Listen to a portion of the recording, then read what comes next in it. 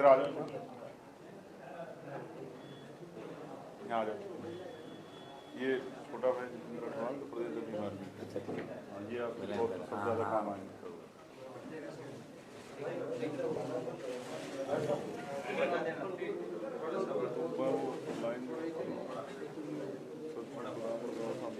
हाँ हाँ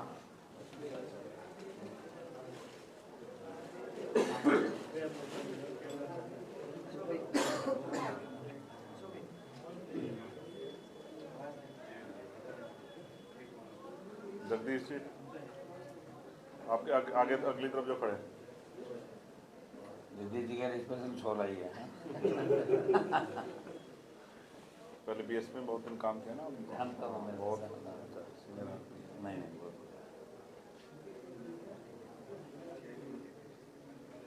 हो रहा है। दीपक रहेगा पीछे, दीपक रहेगा के पी सिंह जी।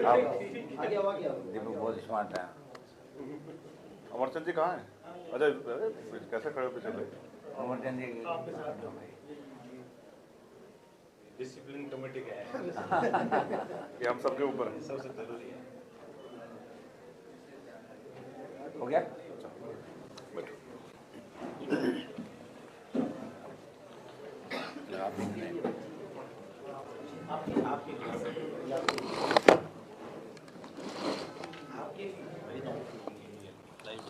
हाँ ठीक। आप करो शुरू, मेजबान हो आपके प्रदेश के। पहले आप क्या मैं करूँ? आप प्रदेश के मेजबान हो या थोड़ा यूँ ले इधर ऐसे रहने दो।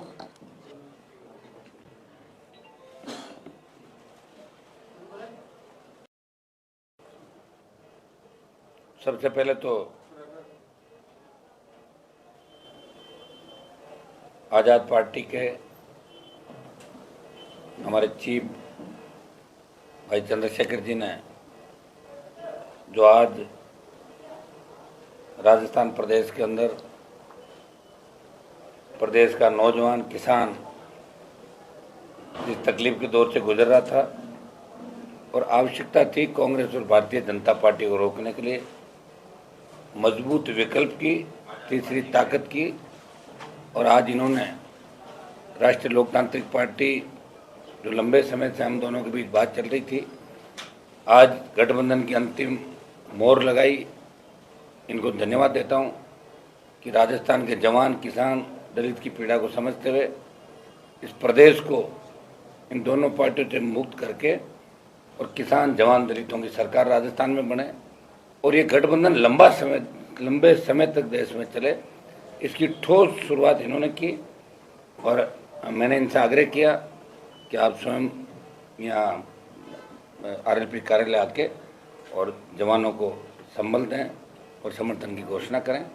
मैं इनको धन्यवाद देता हूँ और हम मिलके राजस्थान में चुनाव लड़ेंगे और मजबूती से राजस्थान का जवान इस बार, जिस तरह पिछली बार 80 लाख वोट कांग्रेस बीजेपी के खिलाफ राजस्थान के अंदर आए थे, जिस तरह का माहौल राजस्थान में रहा, भ्रष्टाचार, पेपर लीक की घटनाएं थे, बजरी माफिया का आतंक, दलितों पर अत्याचार, किसान आत्महत्याएं, नशे की बढ़ती प्रवृत्ति, इस सब में कहीं कहीं राजस्थान का युवा और किसान बदलाव की तस्वीर देखना चाहता है, उम्मीद रखता है वो। लेकिन कांग्रेस और भारतीय जनता पार्टी जो लंबे समय से शासन के अंदर है, धन बल, बाहुबल और सत्ता के बल के आधार पे उस सच्चाई को कुचलने का प्रयास कर रहे हैं। ऐसे समय में नौजवानों को संगठित होने की आवश्यकता है। नौजवान उम्मीद भी कर रहा था लंबे समय से, ये एक जो राजस्थान लंबे समय चाह रहा था यहाँ बदलाव हो। आज बदलाव की इस कड़ी के अंदर चंद्रशेखर जी को धन्यवाद दूंगा कि इन्होंने हमारी बात को रखा, हमारे आग्रह पे गठबंधन की पहल की, और मैं इनको विश्वास दिलाता हूं कि ये जो मिलकर हम लड़ाई लड़ रहे हैं, इसके परिणाम 24 के अंदर भी अलग होंगे देश के अंदर, और 23 में राजस्थान की जंग हम मिलके जीतेंगे। इतना विश्वास आपको दिलाता हूं कि हम परिवार की तरह मिलकर राजस्थान के अंदर लड़ेंगे। धन्यवाद।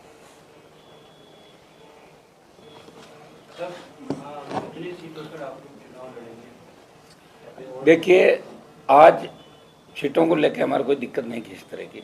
200 सीटें राजस्थान के अंदर, और हम चाहेंगे कि जीत कैसे हासिल हो, कैसे जीतें, इस पर मंथन चल रहा है। हमारी पार्टी की जो टीम है यहाँ, इनके प्रभारी सतपाल जी और पार्टी के हमारे विधायकों ने बैठ के काफ़ी इसके अंदर चर्चा भी करी, और करीब करीब सीटों में किसी तरह की हमारी दिक्कत नहीं आएगी। आजाद समाज पार्टी ने कई घोषणाएं कर चुकी है टिकटों की। उसे कोई फर्क नहीं पड़ता। पूरा हम चाहेंगे टिकटों की घोषणा जो करी उसमें कोई हमारे इतने ही टकराना है कहीं भी। हम प्रयास करेंगे कि मिलके इस बार राजस्थान के अंदर जो वोट कांग्रेस बीजेपी के खिलाफ 80 लाख वोट पिछली बार गया, तो 1.5 करोड़ से ज़्यादा बढ़ेगा। वो वोट एक जगह है, उसके अंदर भी ये भी चाहेंगे कोई अन्य दल जो कांग्रेस बीजेपी के खिलाफ हैं, वो अगर हमारे इस मोर्चे में या मुहिम में शामिल होना तो उनका भी हम स्वागत करते हैं। पहली लिस्ट कब तक आ एक लिस्ट आरएलपी पार्टी की, तो एक लिस्ट हम अभी चर्चा कर रहे हैं। एक लिस्ट में हम निकालेंगे लिस्ट, उसकी संख्या करीब 13 से 15 करीब होगी। हम दोनों बात कर रहे हैं, अभी करके उसको निकाल देंगे। उसके बाद हर दिन लिस्ट आएगी।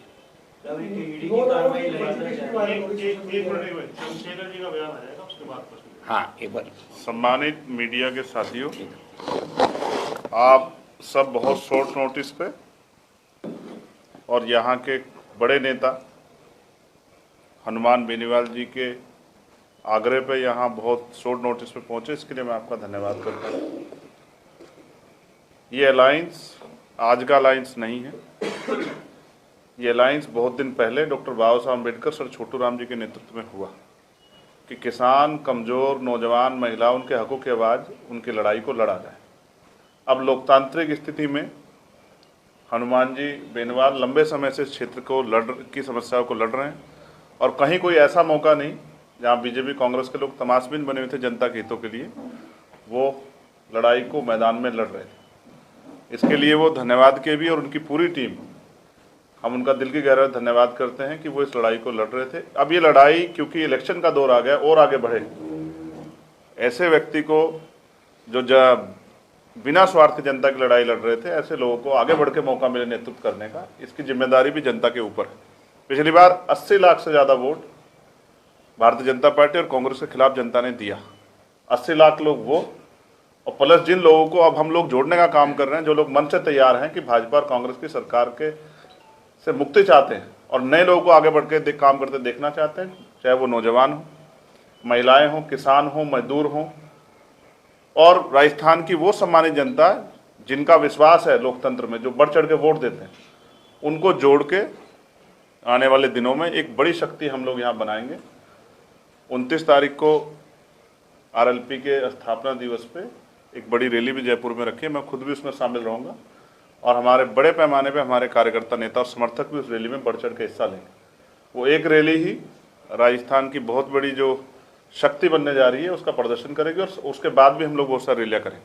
ना मैं टिकट सीटों में हम में कोई किसी तरह कॉन्फ्लिक्ट है, ना और कोई, भाई एक ही हमारी तमन्ना कि राजस्थान सुरक्षित हाथों में रहे, राजस्थान की जनता को उनके अधिकार मिले, और जो वंचित तबकों पे अन्याय अत्याचार हो रहा है, चाहे वो किसान हो, मजदूर हो, नौजवान हो, महिलाएं हों, जो शोषण हो रहा है वो बंद हो, और वो शोषण तभी होगा जब काम लेने वाले हाथ मजबूत हों, और हनुमान जी बेनीवाल के हाथ बहुत मजबूत हैं, और हमारे साथी उनको इस लड़ाई में आगे बढ़ाने के लिए हम लोग तैयार हैं।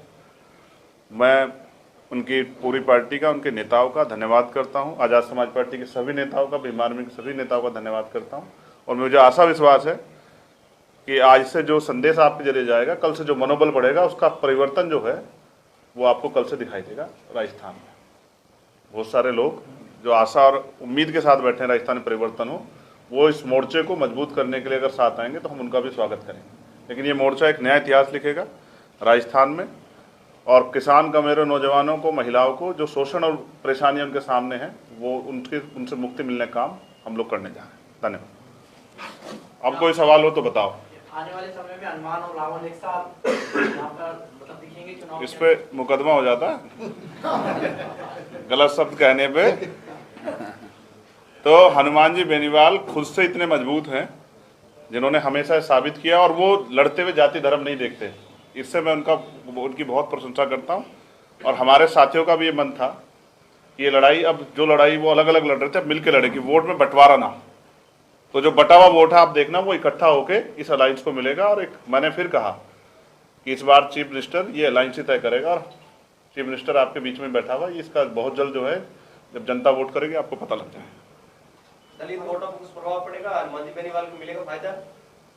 वो उनको उनमें उम्मीद देख रहे हैं भविष्य की, आपके हिसाब से? और हम उनके साथ खड़े हैं। आपके हिसाब से यहाँ हमारे नेता हनुमान जी बेनीवाल है और हम उनके पीछे खड़े होकर यहाँ का चुनाव लड़ाएंगे और इतनी मजबूती से लड़ाएंगे कि जो लोग बहुत दिनों से उम्मीद लगाए बैठे थे कि हमें भी आगे बढ़ के कुर्सी संभालने का मौका मिले, उनकी उम्मीदों को पंख लगेंगे। आजाद पार्टी की ओर से सीएम बेनीवाल साहब को बोल रहे हैं, बहुत जल्द बता देंगे। 29 तारीख की रैली में आप लोग आना, आप सबका स्वागत है। सर गठबंधन 200 सीटों पे चुनाव लड़ेगा। हाँ, 200 पे लड़ेगा। हनुमान जी, जिस तरीके से आज प्रदेश में बड़ी कार्रवाई देखने को मिली है ईडी की तरफ से, उस कार्रवाई को लेकर आप क्या कहेंगे?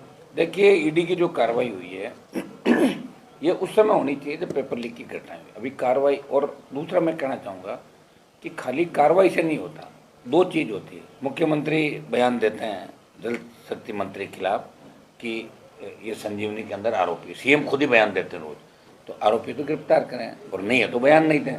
किसी की छवि धूमिल करना मकसद नहीं होना चाहिए। अगर प्रदेश के घर पे ईडी की कार्रवाई हुई और वो दोषी हैं तो उनकी गिरफ्तारी होनी चाहिए, और दोषी ने तो ईडी माफी मांगे कि गलती हो गई, बदनामी। चुनाव के समय किसी को राइट नहीं कि एजेंसियों का दुरुपयोग करे। ये ईडी से मैं सवाल पूछ रहा हूँ कि ईडी अगर गोविंद डोटासरा दोषी है तो ईडी आने वाले 3 दिन के अंदर उनकी गिरफ्तार करे, और दोषी नहीं है तो ईडी माफी मांगे कि गलती से घर में घुस गए। और बजरी माफिया जिसके साथ भारतीय जनता पार्टी के नेता अक्सर 7 स्टार होटलों में दिखते हैं, जो आज दाड़ रहे थे इसके ऊपर आपके टेलीविज़न पे, आपकी इस इलेक्ट्रॉनिक मीडिया पे, मैं उनसे ही पूछना चाहता हूँ कि ये जो बजरी माफिया है, इसने सबसे बड़ा घोटाला, सबसे बड़ा घपला राजस्थान का किया, तो भारतीय जनता पार्टी की तो टिकटें मारता दिख रहा है, तो ईडी की कार्रवाई बजरी माफिया क्यों नहीं हो रही? मैं लंबे समय से मांग कर रहा हूँ, 12 रैली करी मैंने राजस्थान के, तो ईडी वहाँ क्यों नहीं पहुँची? और ये पेपर लीक की जो घटनाएं हुई, इसको लेकर लोकसभा के अंदर भी हमने मामले उठाए, प्रदेश की सड़कों पर आरोपी ने संघर्ष किया, ईडी की कार्रवाई की हमने मांग करी, सीबीआई की कार्रवाई की मांग करी, लेकिन ईडी की कार्रवाई का मतलब ही नहीं कि ईडी छापा मारे और चली जाए, अखबार में छप जाए या टीवी पर आप दिखा दो कि ईडी की कार्रवाई हुई। हुआ क्या?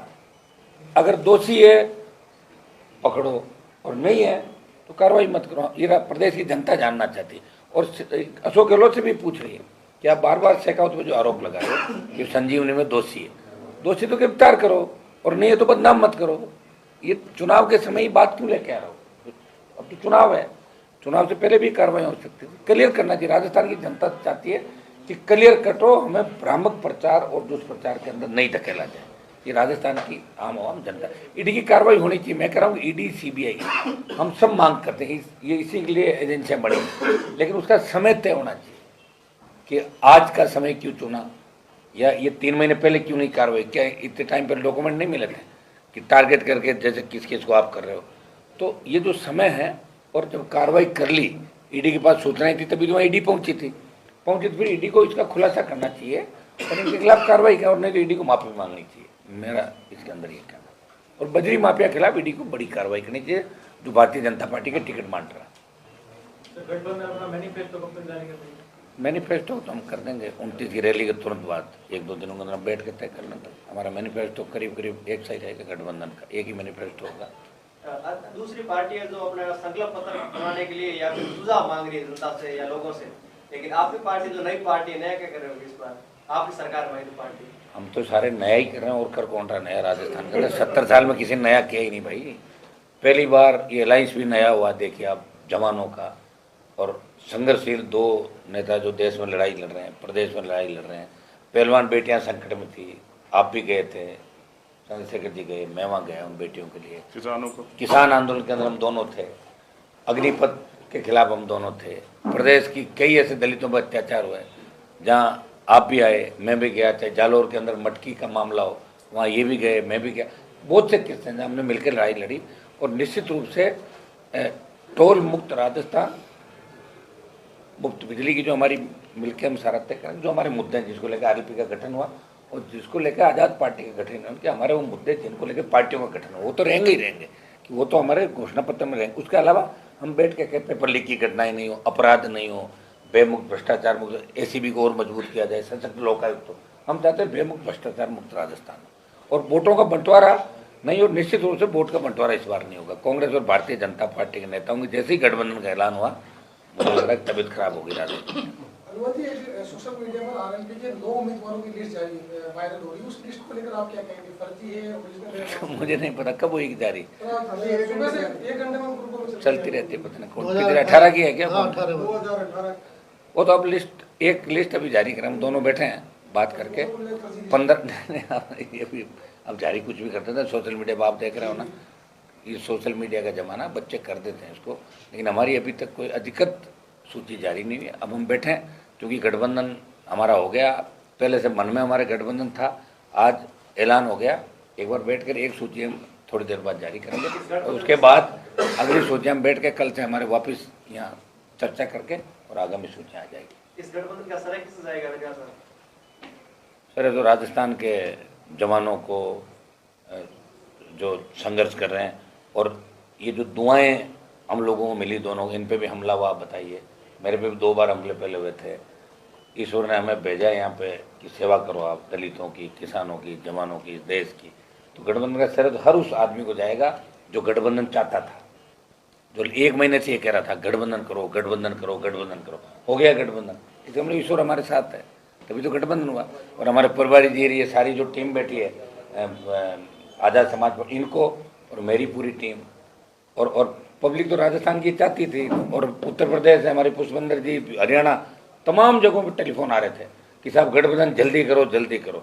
वो योग संयोग बैठा कि हो गया गठबंधन। मन में तो हमारे गठबंधन हो रखा था, आज इसका ऐलान होकर मैं इनको धन्यवाद दूंगा कि चला के कार्यालय पर आके बच्चों की हौसला अफजाई के लिए आए, बोले मैं वहाँ चलूँगा और राष्ट्रीय लोकतांत्रिक पार्टी का ऑफिस भी देखूँ और मजबूत से मिलकर परिवार की तरह लड़ाई लड़ाएंगे। अगली आम आदमी पार्टी से गठबंधन के साथ चल रहे हैं? यार अब आप ये तो एक तो बात कर लो। हाँ। थैंक यू, धन्यवाद। राजस्थान के युवा निराश ना हो,